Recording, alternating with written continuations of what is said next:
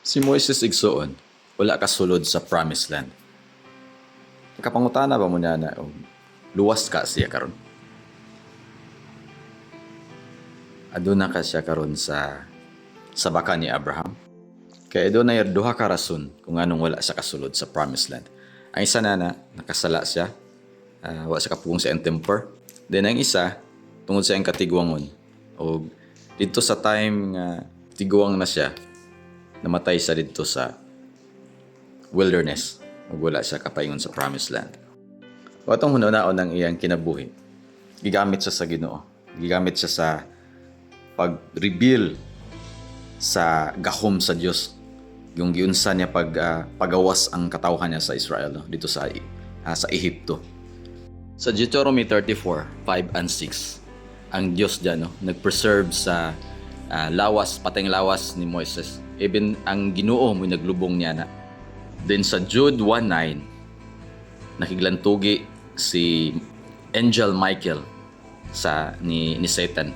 Kay nangita si Satan sa pateng lawas ni Moises. But wala gi-judge ni Archangel Michael si Satan, but he rebuked Satan that time. Kung atong hunaon sa sugod pa lang, ipili sa Ginoo si Moises.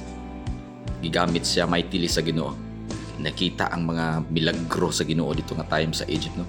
Muna kana ang pinakadako nga milagro or hitabo sa Biblia nga grabe ang pagpaila sa Dios sa gahom niya ug giluwas niya ang iyang mga katawhan. Even si Moises nga usa ka killer, no, kaya nakapatay siya ato og Egyptian tungod sa iyang kalagot nga nakita niya ang iyang katawhan niya giabusaran sa usa ka Egyptian.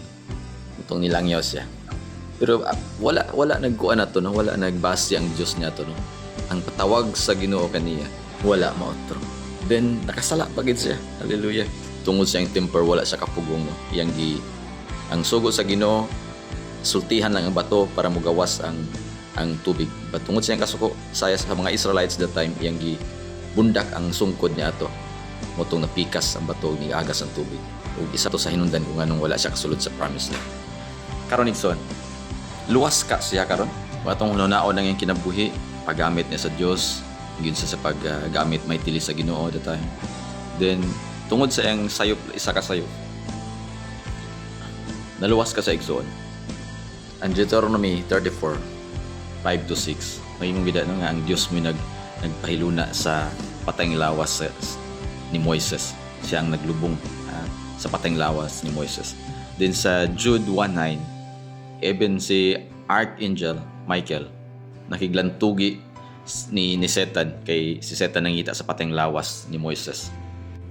Grabe ang pag-preserves sa atong Dios sa pateng lawas ni Moises. And I believe si Moises karon na sa sabakan sa Ginoo. Hallelujah.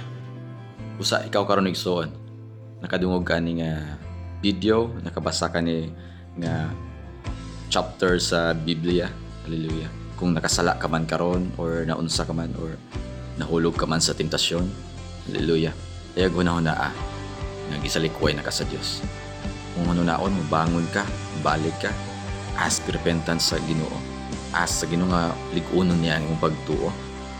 Kay son, karon nga buhi pa ka, kabalo ko, aduna pay plano ang Dios nimo. Wala pa nahuman ang Dios nimo. Hallelujah. Wala pa nahuman siya sa imong plano sa imong kinabuhi. Maong bangon.